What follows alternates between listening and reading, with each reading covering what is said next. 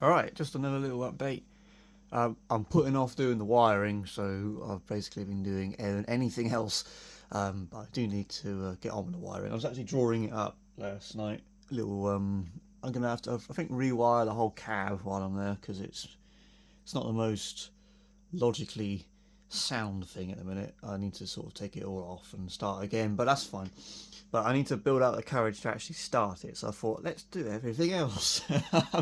So actually, the weather's been beautiful, and I've been able to do some painting, as you can tell. So let me just sort of start off. Done the hubs, and the new wheels are on. These wheels were on the crane truck. Of course, I'll get more for that. I've made quite a big decision on that truck. I'll have to explain to you in the future, but it's changed. Actually, the truck itself has changed. Still a T cab, but you have to wait and see on that one. But one project at a time. So these wheels are on here now. Painted the hubs. Drive axle is just a cone hub with a white circle on the end, and then the rear axle tag lift.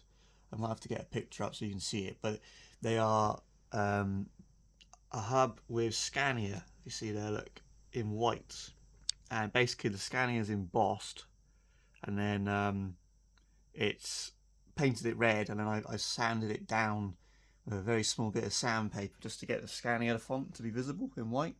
So pretty chuffed with that. I think that looks pretty cool. Just a little detail which most people probably wouldn't notice.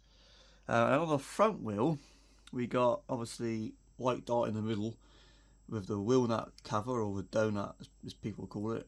And a massive shout out to Stickies, Ian at Stickies, not to be mistaken with Ian at IDW, both of which are absolute legends. Stickies made me these little Scania T580 graphics to go on the donut.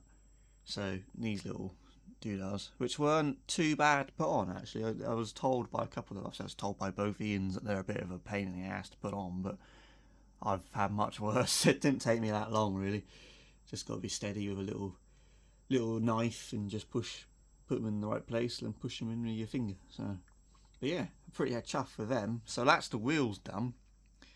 Um, Working our way up. The visor, I'm missing the visor.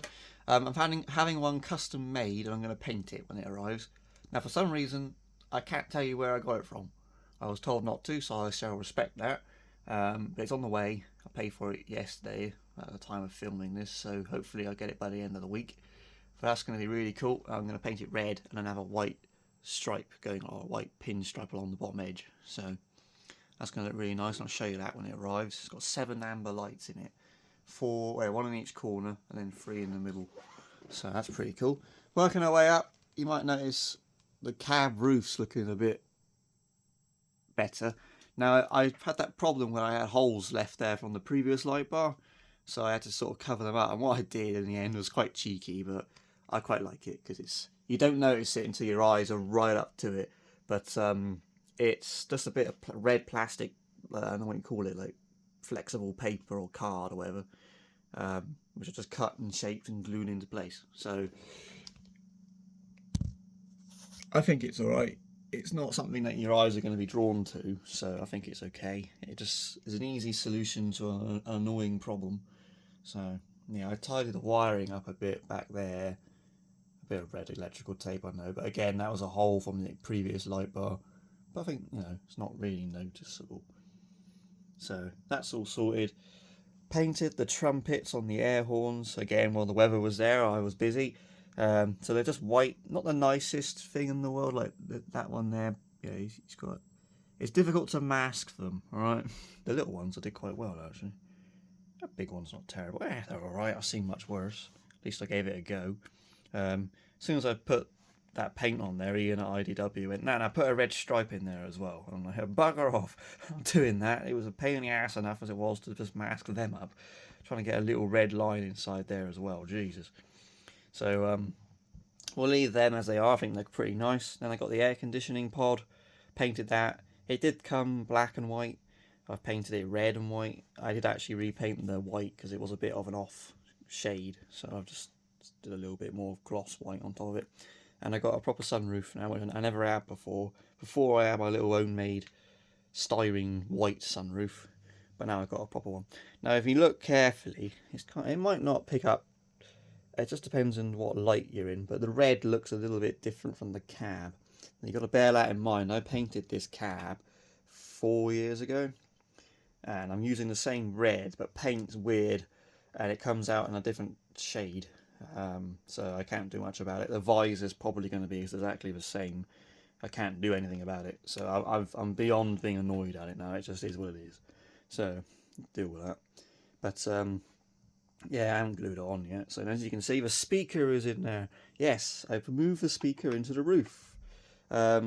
Adjusted the interior a bit. Still looks pretty good. But the reason I put it in the roof, I had a really good comment to put it under the bonnet in the last video. The reason I haven't done that, and thank you for that comment. I generally didn't even think about putting it under there, and I was very tempted to do it. However, I mentioned the idea to my friend Jack, who's got an R series T-cab and an S.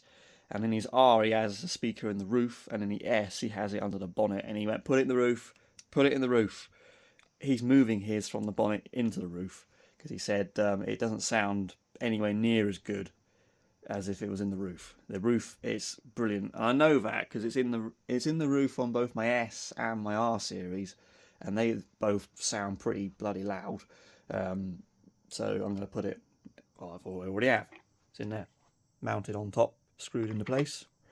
Gives all this lot in here, all the wiring, a bit more breathing room as well. So that's how I'm happy days with that one. I'm pretty chuffed with that. And then the Piston Kings. So I got these two red Piston King beacons, courtesy of IDW. And instead of just drilling a hole, pushing them in from the top, which would have been fine, but you would have still seen the base, and they would have been a bit tall and look a bit odd, in my opinion. I decided to go a bit more realistic. A lot of real trucks will have them in the top of the spoiler, and then I looked closer. I looked at what Trucker Tim did, honestly, because here's a countersunk. Obviously, here's a blue, whether that's legal or not.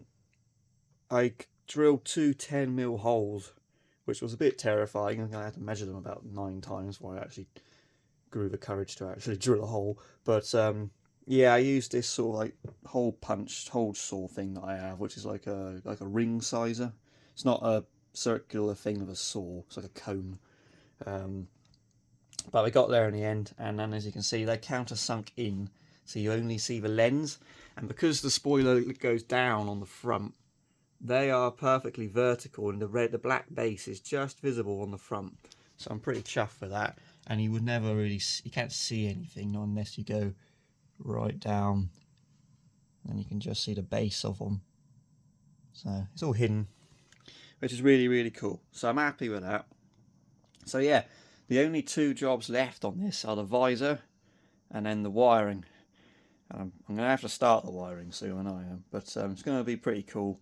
I'm going to try and set it up with a beer unit that when I flash the main beams or flash the spotlights, the beacons turn on. I think I can do it. I've got it set so that when they activate the Turkish whistle, the headlights flash in sequence. So I might try and chuck the beacons in on that. We'll see. But yeah, it's getting there. I think it looks pretty cool. I just got, as I say, I got to finish the wiring. I'm basically going to rewire the whole cab, and then put the visor on, paint it, paint the visor, then put it on, then wire it in. So yeah, we're getting there. Should be cool. Anyway, oh, one more thing. I had someone say, a friend messaged me saying you should put a V8 engine under here, and he told me where to get one from. So I went to the guy. He's called Ed.